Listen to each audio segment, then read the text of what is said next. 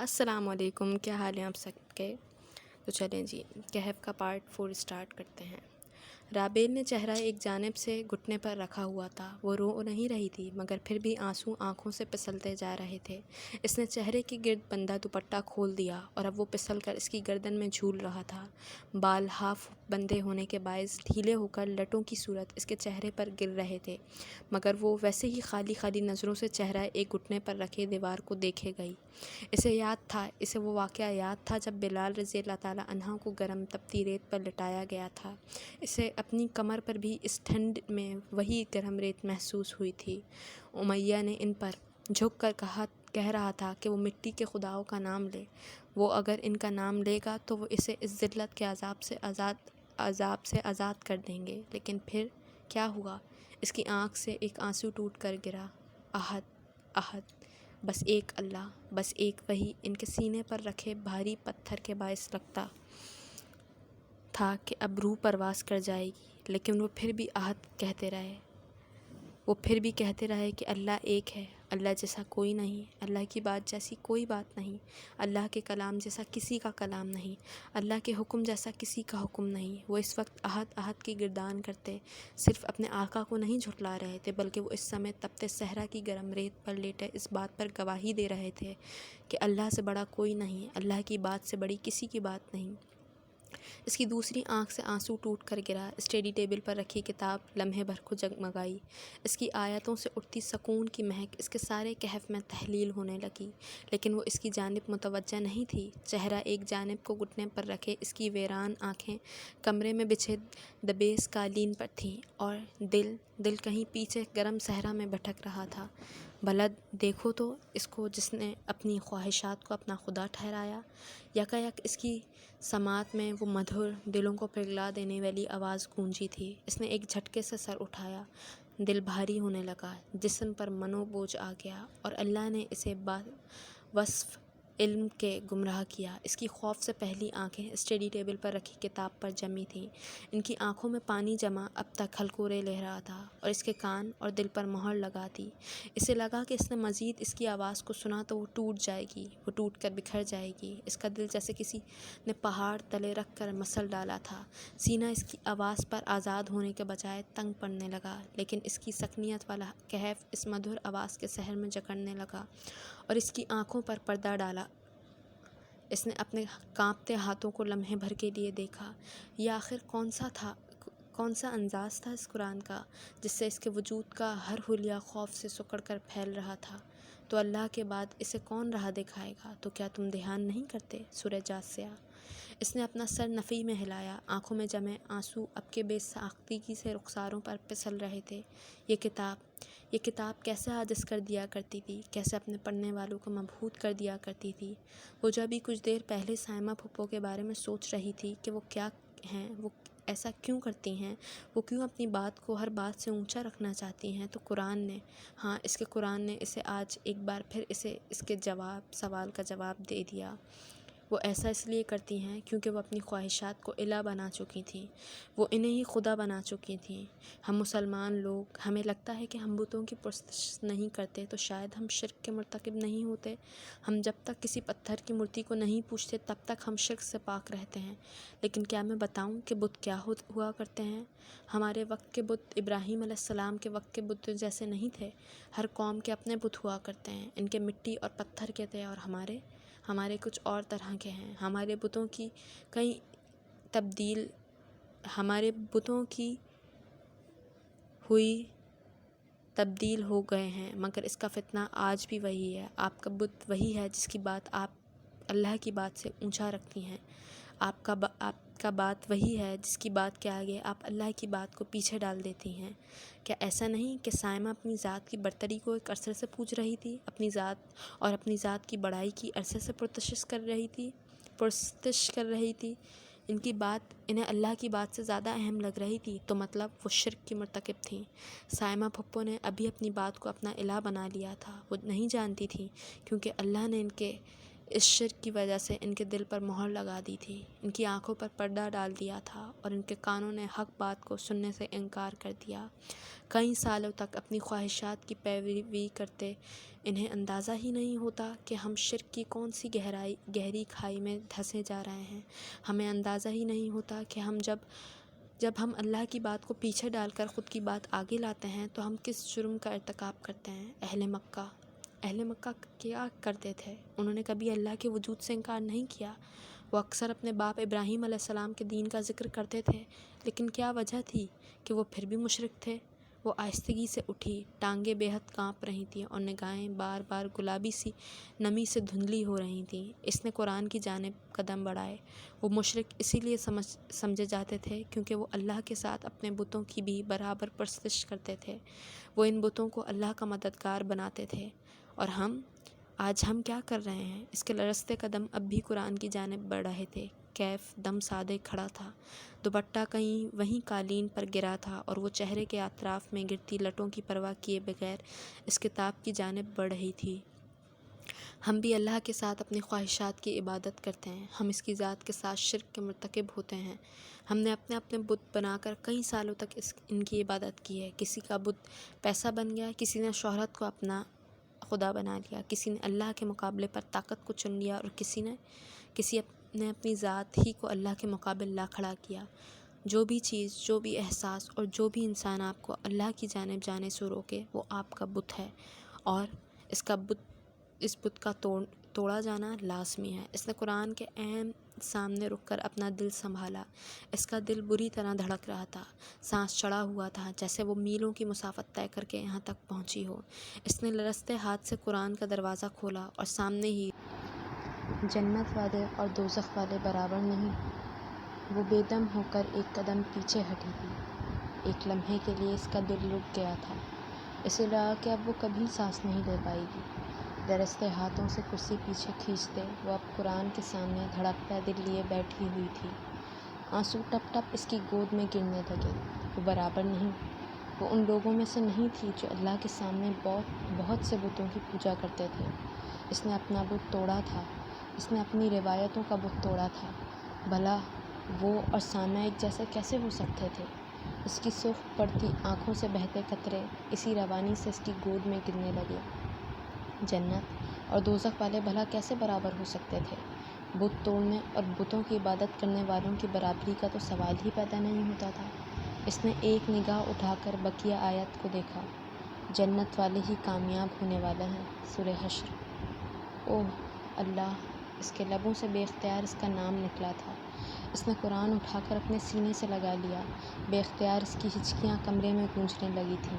جب وہ ہمت چھوڑتی، اللہ اسے اٹھا لیا کرتا تھا اور اللہ سے بتا رہا تھا کہ اس نے گھاٹے کا سودا نہیں کیا۔ بے شک جنت والے ہی کامیاب ہونے والے ہیں۔ وہ جلد نہیں تو بدیر ہی سہی، مگر وہ کامیاب ضرور ہوگی۔ ہاں، جو اپنے بت توڑ دیا کرتے ہیں وہ ایک نہ ایک دن کامیاب ضرور ہوتے ہیں۔ اس نے بھی اپنا بت توڑ دیا تھا، لیکن اس بت کو پارا پارا کر دینے کی اذیت اب عرصے تک اس کے ساتھ رہنے والی تھی، کیونکہ جنت کو جاتے راستے پر کانٹوں کے سوا اور کچھ نہ تھا۔ اس نے بیگ میں اپنے کپڑے ٹھونسے اور اسے کاندھے پر ڈالتا باہر کی جانب بڑھا۔ سارا گھر خالی پڑا تھا۔ سب بارات میں گئے ہوئے تھے سوائے وقار کے۔ نہ تو انہیں جانے کی پیشکش کی گئی تھی اور نہ انہوں نے ان حالات میں جانا مناسب سمجھا۔ ابھی تو وہ اور معاذ اور رابیل کو سنبھالنا چاہتے تھے۔ ایک خود کو کمرے میں بند کیے بیٹھی تھی اور دوسرا شدید طیش میں بیگ کاندھے پر ٹانگ کے سپاٹ چہرہ لیے کمرے سے باہر نکل رہا تھا۔ وہ یکدم اس کی جانب بڑھے۔ اس نے ایک لمحے کو رک کر انہیں سیاہ نظروں سے دیکھا۔ تم کہاں جا رہے ہو؟ لیکن اس نے کوئی جواب نہیں دیا۔ بغیر ہی تیزی سے قدم باہر کی جانب بڑھائے تو وقار ایک بار پھر اس کے سامنے آ کھڑے ہوئے۔ اب کی بار معاذ نے لمحے بھر کو آنکھیں موند کر کھولی تھیں۔ تم اس وقت ایسے کیسے جا سکتے ہو؟ تو کیا کروں؟ ان انسانیت سے خالی لوگوں کے گھر پر پڑا رہ کر بے غیرتی کی روٹیاں توڑتا رہوں؟ معاذ! انہوں نے اسے لمحے بھر کو بازو سے تھاما، لیکن اس نے ہاتھ جھٹک دیا تھا۔ کیا چاہتے ہیں بابا آپ مجھ سے؟ اور کیا رہ گیا ہے جو مجھے برداشت کرنا ہے؟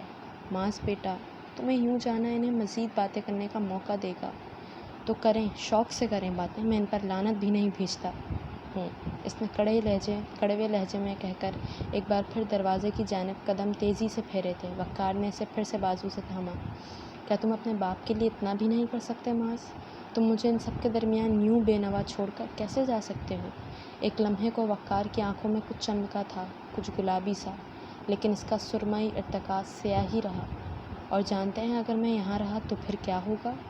معاذ بابا نے پوچھا۔ کیا آپ جانتے ہیں پھر کیا ہوگا؟ اس کی آواز لمحے بھر کو تیز سے بلند ہوئی تھی۔ خالی در و دیوار اس کی آواز پر سنسنا اٹھے تھے۔ وقار نے بے بسی سے دیکھا تھا اسے۔ آپ کو کیا لگتا ہے؟ کیا لگتا ہے آپ کو کہ میں ان سب سے اتنے سال کیوں دور رہا؟ کیا اندازہ ہے آپ کو کہ جب ان کے ہنستے مسکراتے چہروں پر میری نگاہ پڑتی ہے تو مجھے کیا کیا یاد آ جاتا ہے؟ لیکن پھر بھی بابا میں نے انہیں نقصان نہیں پہنچایا، لیکن ابھی اگر آپ نے مجھے یہاں سے روکا تو شاید میں بھی انسانیت کے ذرے سے کوئی گری ہوئی حرکت کر بیٹھوں گا۔ کیا آپ چاہتے ہیں کہ میں ایسا کروں؟ اس کا بولتے بولتے سانس پھول گیا اور تیز لہجہ گویا آگ برسا رہا تھا۔ اپنے کمرے کے دروازے سے لگی رابیل نے تکلیف سے اس کے ٹوٹے وجود کو دیکھا تھا۔ اس نے معاذ کو پہلے کبھی اتنی تکلیف میں نہیں دیکھا تھا۔ اس نے کبھی اسے اتنا تھکا ہوا نہیں دیکھا تھا۔ معاذ میں بس اتنا چاہتا ہوں کم از کم تم یوں بزدلوں کی طرح واپس نہ جاؤ۔ بزدل؟ وہ لمحے بھر کو اس لفظ پر مسکرایا، پھر سپاٹ نظروں سے وقار کی جانب دیکھا۔ آپ کو لگتا ہے میں بزدل ہوں؟ آپ کو لگتا ہے میرا یہاں سے جانا بزدلی کی نشانی ہے، ہاں؟ اس نے نفی میں سر ہلا کر افسوس سے اپنے باپ کی جانب دیکھا تھا۔ ہم دونوں میں سے کون زیادہ بزدل ہے؟ کیا میں آپ کو بتاؤں بابا؟ اور وہ لفظ گویا وقار کے اندر تک زخمی کر گئے تھے۔ معاذ بہت بے رحم تھا، لفظوں کے معاملے میں تو بہت زیادہ۔ لمحے بھر کو وقار کے سینے میں گھٹن سی پیدا ہوئی۔ تم اپنے باپ کو ایسے کیسے؟ افسوس سے بس یہی کہہ پائے تھے وہ۔ کیا آپ چاہتے ہیں کہ میں آپ کے ساتھ اس سے بھی زیادہ بے رحمی سے پیش آؤں؟ اور اگر آپ ایسا نہیں چاہتے تو ابھی کے ابھی میرے راستے سے ہٹ جائیں بابا، کیونکہ مجھے یہاں روکنے کا مطلب ابھی آپ جانتے نہیں۔ اگر آپ کو اندازہ بھی ہو جائے کہ میرا طیش مجھ سے کیا کروا سکتا ہے تو کبھی آپ مجھے اس گھر کے آس پاس پھٹکنے بھی نہ دیں گے۔ اس لیے بے رحمی سے بولتے بولتے اس نے وقار کے ہاتھ کو جھٹکا تھا۔ میرا راستے سے ہٹیں بابا۔ اور وقار خاموشی سے گیلی آنکھوں سے اسے چند پل دیکھنے کے بعد سامنے سے واقعی ہٹ گئے تھے۔ معاذ نے ایک لمحے کی بھی دیر کیے بغیر تیزی سے قدم آگے بڑھائے اور پھر لمحے بھر کو ٹھہر گیا۔ رابیل نم آنکھوں سے اسے دیکھ رہی تھی۔ اس کی سرمئی آنکھوں میں لمحے بھر کو ایک گہرا دکھ سا ابھرا تھا اور پھر وہ نظروں کا زاویہ اگلے ہی پل بدل کر تیزی سے داخلی دروازہ عبور کر گیا تھا۔ رابیل نے جلدی سے وقار تایا کی جانب دیکھا۔ وہ درمیان میں شکستہ سے کھڑے کے کھڑے رہ گئے تھے۔ ایک پل کو پلٹ کر داخلی دروازے کی جانب بھی دیکھا جہاں سے وہ ابھی نکل گیا تھا، لیکن پھر رابیل کو کمرے کے دروازے سے لگے دیکھ کر وہ بے اختیار چونکے۔ وہ انہیں دیکھ کر لمحے بھر کو ہلکا سا مسکرائی۔ وقار کے چہرے پر بھی تھکن زدہ سے تبسم آ ٹھہرا تو وہ ان کے پاس چلے آئی۔ آپ کا بیٹا بہت بدتمیز ہے تایا، ہر وقت غصہ کرتا رہتا ہے۔ اس نے ایک پل کو پلٹ کر خفگی سے دروازے کی جانب دیکھا تھا۔ وقار اب کے دل سے اس کی بات پر مسکرائے تھے۔ بدتمیز تو ہے، لیکن کیا کریں، بیٹا ہے نا۔ لگایا کریں ایک دو سے اس کی بدتمیزی پر جنگلی، اندازہ ہو جائے گا نہ اسے کہ اللہ باپ کو ناراض کرنے والے سے کتنا ناراض ہوتے ہیں، تو کبھی ایسا نہ کریں یہ۔ وہ اپنی جگہ ٹھیک ہے رابیل، سب اپنی جگہ ٹھیک ہے تایا، آپ اپنی جگہ ٹھیک ہیں، میں اپنی جگہ۔ بابا سے پوچھیں گے تو ان کے پاس کوئی نہ کوئی تعویل ہوگی، اور اگر پھپھو سے ان کے رویے کی چیک مانگیں گے تو ان کے پاس بھی ایک کڑا جواز ہوگا۔ سب اپنی اپنی جگہوں پر خود کو درست ہی سمجھتے ہیں تایا، لیکن اس کا مطلب یہ نہیں کہ آپ سے اتنی بدتمیزی کرے گا وہ۔ وقار اس کے جواب پر نرمی سے مسکرائے تھے۔ اس کے حجاب کے ہالے میں دمکتے چہرے پر سائمہ کے بھاری ہاتھ کا نشان اب تک ثبت تھا۔ انہیں اس لڑکی کو دیکھ کر ایک پل کے لیے دکھ ہوا تھا۔ تم تو سچ میں بڑی ہو گئی ہو رابی، اتنی اچھی باتیں کرنے لگی ہو، تھوڑی سی اس بدتمیز کو بھی سکھا دو۔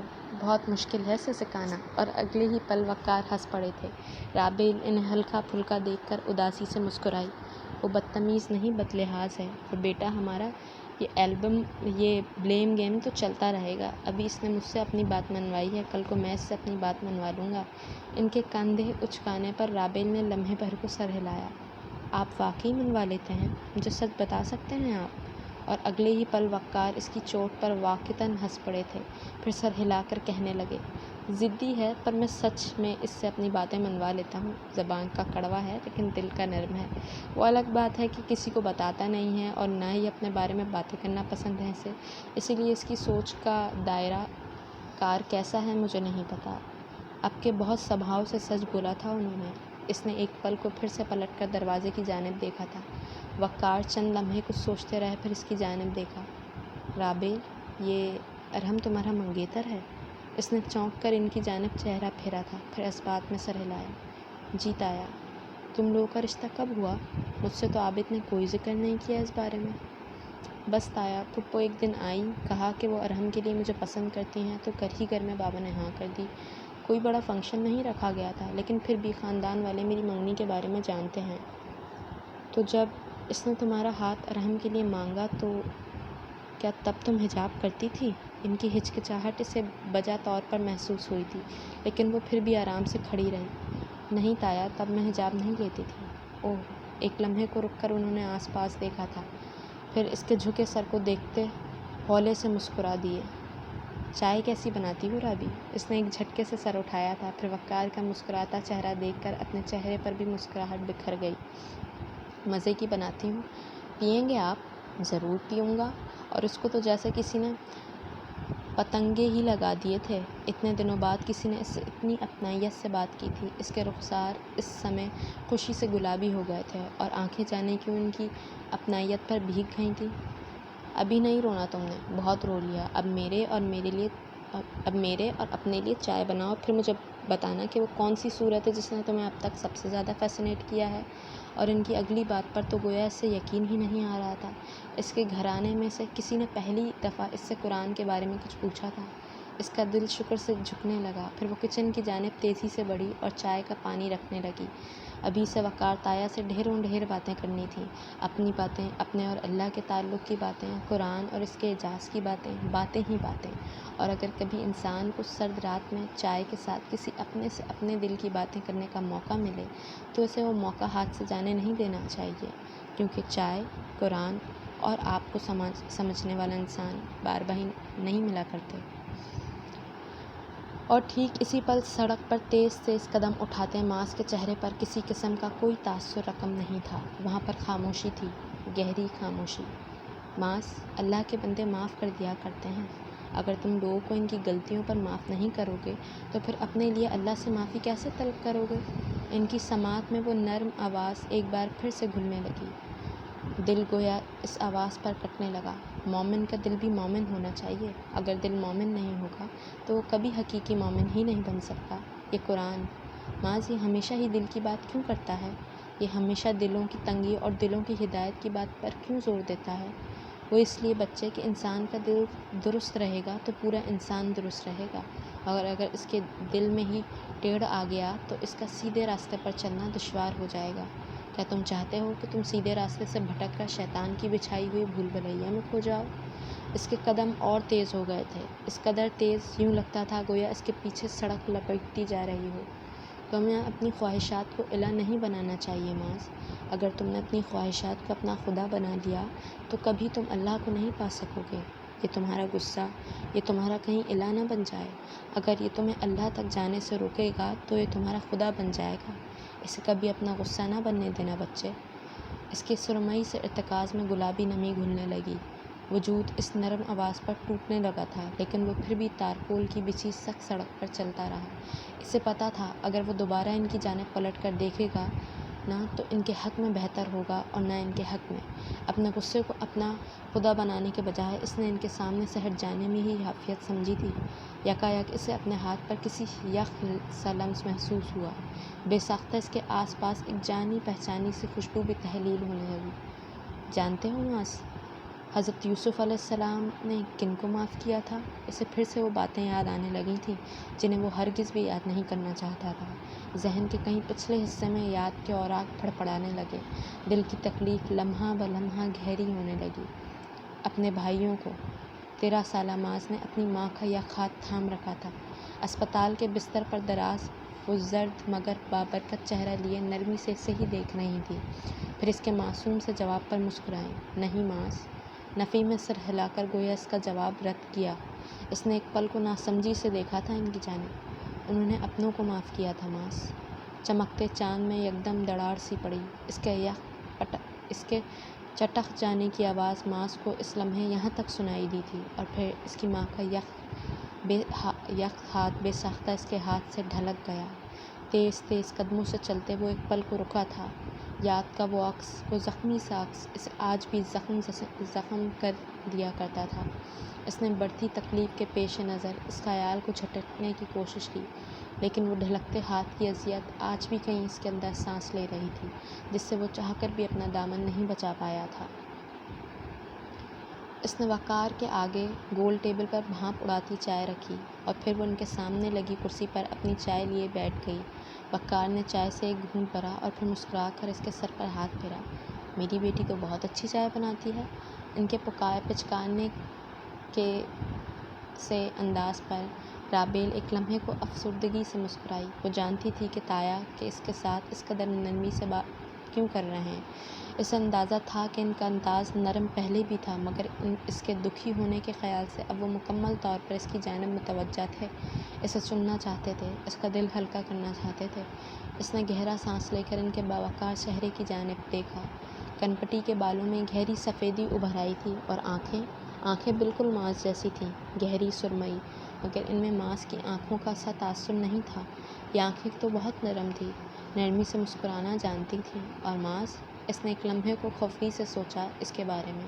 اس کی آنکھیں نہیں مسکرایا کرتی تھیں، اس کے لب بھلے ہلکے سے تبسم میں ڈھلے ہوتے، لیکن اس کی آنکھیں ایک ہی رنگ میں نظر آئی تھیں اسے، خاموشی کے گہرے رنگ میں۔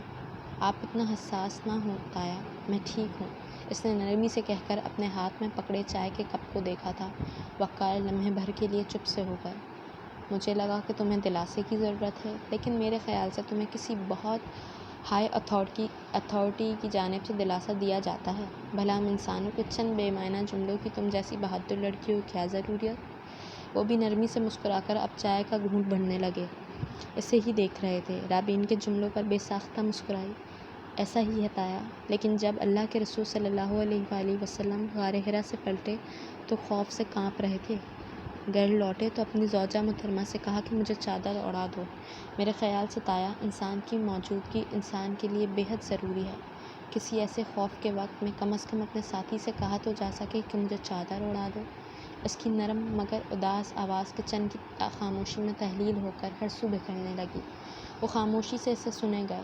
پتہ ہے تایا، جب میں نے حجاب لینے کا فیصلہ کیا تھا نا، تو میری ایک مدرسے کی سہیلی نے کہا تھا مجھے، رابیل، ایک وقت آئے گا تمہارے گھر والے تمہیں قبول کرنے سے انکار کر دیں گے، تمہیں دربدر کر دیں گے، تمہیں تکلیف دیں گے۔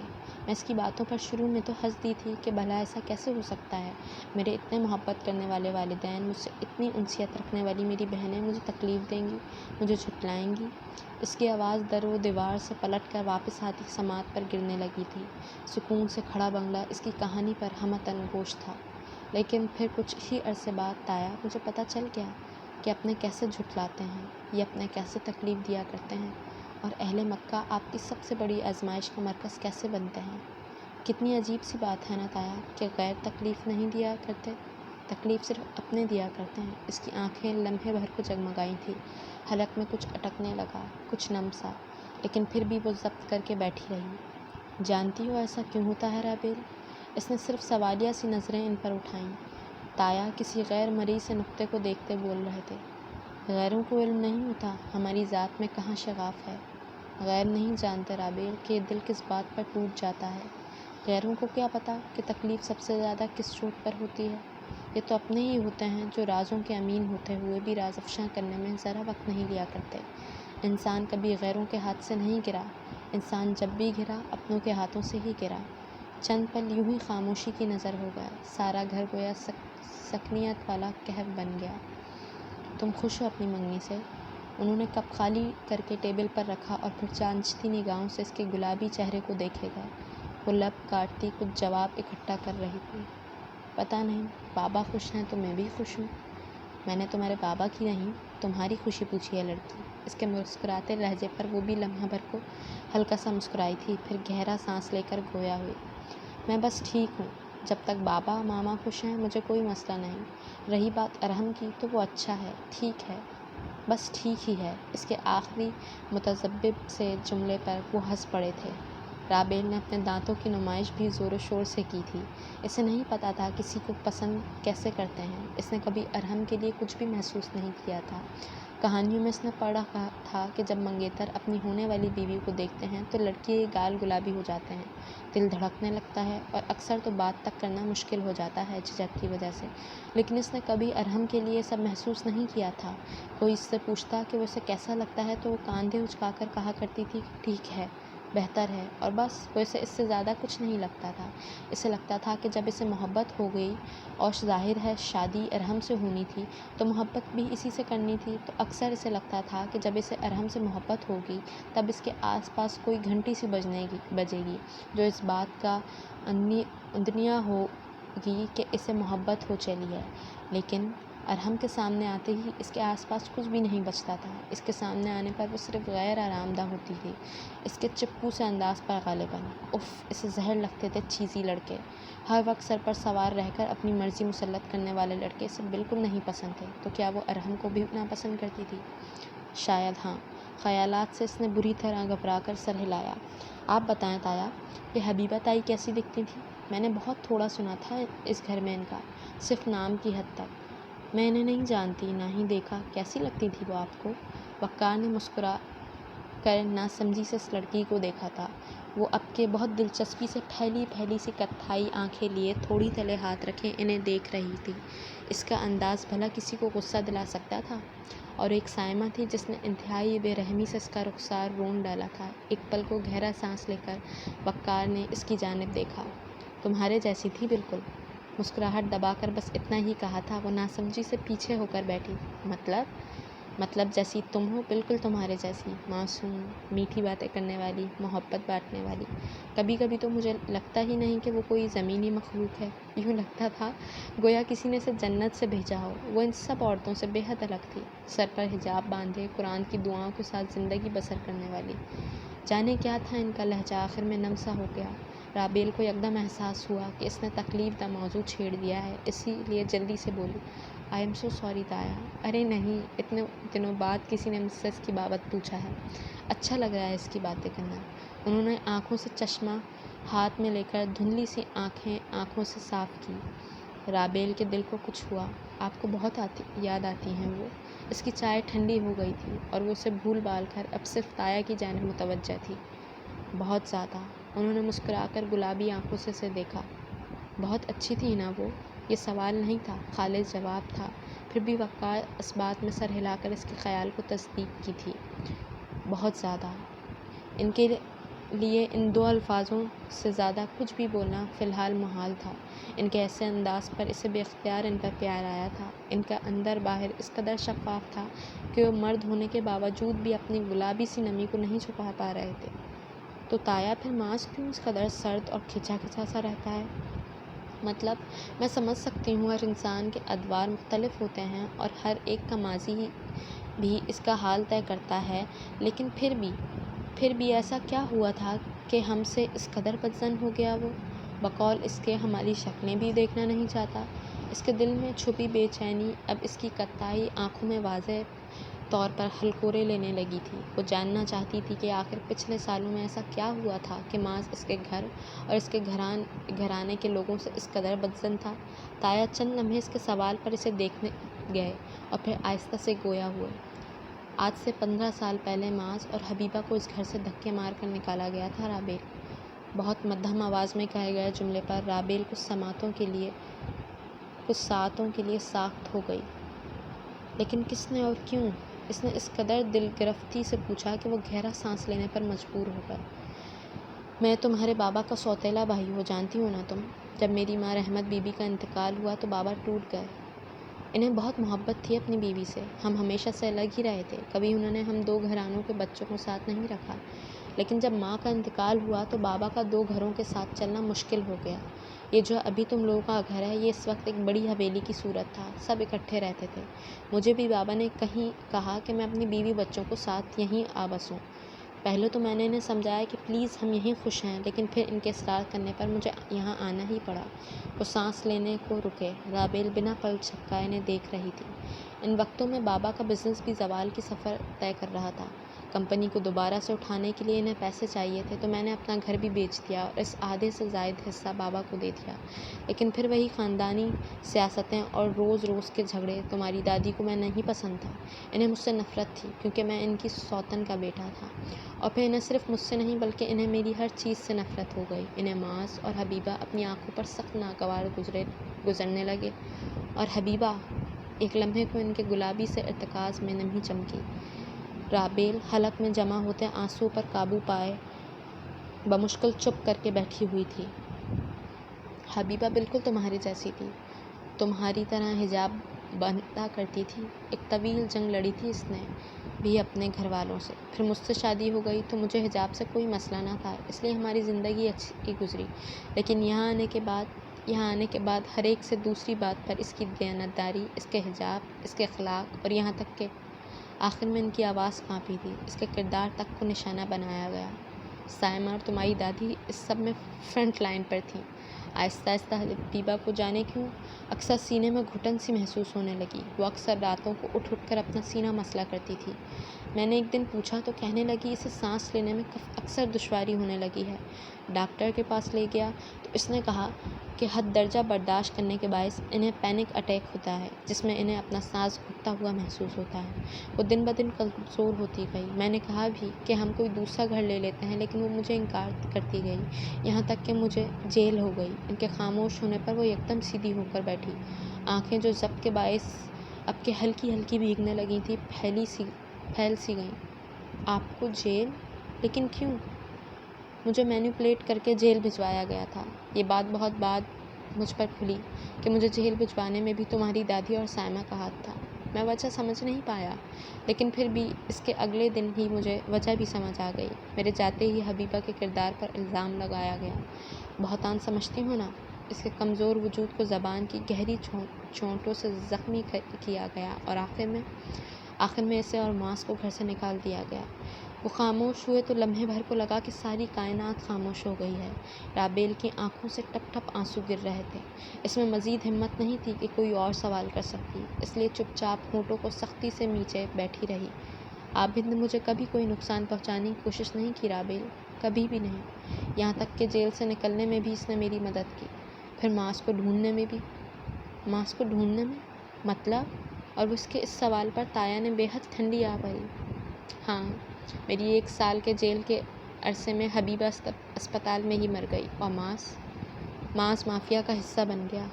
تحیر سے آنکھیں پھیلائے وہ تایا کے انکشاف سن رہی تھی۔ کیا کسی پر اس قدر ظلم کیا جا سکتا ہے جس قدر معاذ، حبیبہ اور تایا کی ذات پر کیا گیا تھا؟ تائی کہ کیسے؟ اور معاذ؟ اس کا سوال پورا نہ ہو سکا۔ جس وقت انہیں گھر سے نکالا گیا تھا، اس وقت اسے شدید قسم کا دورہ پڑا تھا۔ اسپتال لے جایا گیا تو وہ 1 گھنٹے سے زیادہ بچ نہیں پائی۔ صدمہ اس قدر گہرا تھا کہ حبیبہ سہ ہی نہیں پا رہی تھی، اور آخرکار اس نے اپنی زندگی کی بازی ہار دی۔ ان کا سانس بولتے بولتے بے تحاشا پھول گیا، گردن کو جاتی رگیں اکڑ گئیں۔ معاذ اس کے بعد مجھے 1 سال تک نہیں ملا۔ پھر ایک دن وہ مجھے فٹ پاتھ پر سوتا ہوا ملا۔ ایک بڑے گینگ کے اندر کئی لوگوں کے ساتھ اٹھنے بیٹھنے لگا تھا وہ۔ کئی اچھے دوستوں کی مدد سے میں نے اسے اس جنگل سے نکلوانے میں کامیاب تو ہو گیا رابیل، لیکن آج تک میں اسے زندگی کی طرف نہیں لا سکا۔ انہوں نے اپنی آخری بات کہہ کر چہرے پر ہاتھ پھیرا اور چشمہ ایک بار پھر سے آنکھوں کے سامنے جمایا۔ رابیل کے رخسار گھیلے تھے اور آنکھیں گلابی کے رنگ میں ڈھل رہی تھیں۔ مجھے تو پتہ ہی نہیں تھا تایا، آپ لوگوں کے ساتھ اس قدر ظلم کیا گیا ہے۔ آپ کا تو اس سب میں کوئی قصور ہی نہیں تھا۔ اور معاذ؟ شاید اب میں اسے تھوڑا سمجھ سکتی ہوں۔ اس کے نرمی سے کہنے پر وہ ذرا آگے کو ہوئے، آزردگی سے مسکرا کر اس کے سر پر ہاتھ جمایا۔ جانتی ہو سائمہ کا ہاتھ کیوں روکا تھا معاذ نے؟ ان کے سوال پر اس نے نظریں اٹھائی تھیں، بھیگی بھیگی آنکھوں کے پار ایک منظر سا بننے لگا۔ وہ اس لیے کہ وہ برداشت ہی نہیں کر پایا تمہاری ساتھ زیادتی۔ کبھی بھی کسی کو تمہارے ساتھ ظلم کرتے دیکھے گا تو 1000 بار اس کا ہاتھ روکے گا، کیونکہ وہ حبیبہ پر ہوتا ظلم نہیں روک پایا تھا۔ اس نے تھوک نگل کر بہت سے آنسو حلق میں ہی اتار لیے۔ پھر ایک دم بھاری ہوتے ماحول کو ہلکا پھلکا کرنے کے لیے اس نے مسکرا کر ان کی جانب دیکھا۔ اچھا چلیں بتائیں کہ تائی کو سب سے زیادہ کون سی صورت فیسنیٹ کیا کرتی تھی؟ ان کی آنکھوں میں پھیلی سرخی رابیل بخوبی دیکھ سکتی تھی۔ کہف۔ لیکن ان کے اگلے جواب پر گویا اس پر کسی نے گھڑوں پانی ڈال دیا۔ ایک لمحے کو ساخت ہو کر اس نے سایہ کی جانب دیکھا۔ وہ مجھ سے کہا کرتی تھی کہ وقار، یہ صورت اللہ کے فیصلوں پر انسان کے رد عمل کی صورت ہے۔ اسے قرآن سننا بہت پسند تھا۔ اکثر معاذ کو اپنے سامنے بٹھا کر وہ اس سے اس صورت کی تلاوت سنا کرتی تھی، اور رابیل اکثر اس صورت کے شروع ہوتے ہی اس کی آنکھیں بہنے لگتی تھیں۔ میں پوچھتا تھا کہ اسے کیا بات رلاتی ہے تو کیا کہا کرتی تھی کہ کہف کی تنگ دیواروں کے درمیان اللہ کی محبت کا نور اسے رلایا کرتا ہے۔ وہ کہتی تھی اللہ کا خوف انسان کو ویسے نہیں رلاتا جیسے اللہ کی محبت رلاتی ہے۔ میں کہا کرتا تھا کہ اللہ سے تو میں بھی محبت کرتا ہوں، پھر مجھے ایسے کیوں نہیں رونا آتا؟ تو ان کی آواز بتاتے بتاتے آخری جملوں پر کانپنے لگی۔ رابیل سانس روکے انہیں دیکھے گئی تو کہا کرتی تھی کہ جو غار میں دین بچانے کے لیے پناہ لیا کرتے ہیں، ایسی محبت کے آنسو اللہ صرف انہیں عطا کرتا ہے۔ ان سے مزید ضبط کرنا مشکل ہوا تو مسکرا کر اس کے سر پر ایک بار پھر سے ہاتھ رکھتے باہر کی جانب بڑھ گئے۔ وہ اب دم سادے بیٹھی تھی۔ جانے اس سے پہلے اور کتنے لوگوں نے کہف میں پناہ لی تھی، اور کتنوں کا پناہ لینا ابھی باقی تھا؟ کیا اصحاب کہف کو اندازہ تھا کہ ان کا عمل ان کے بعد صدیوں تک دہرایا جائے گا؟ چلیں جی، اگلے پارٹ کے لیے تھوڑا سا انتظار کیجیے گا۔ جب تک کے لیے اللہ حافظ، اپنا بہت سارا خیال رکھیے گا۔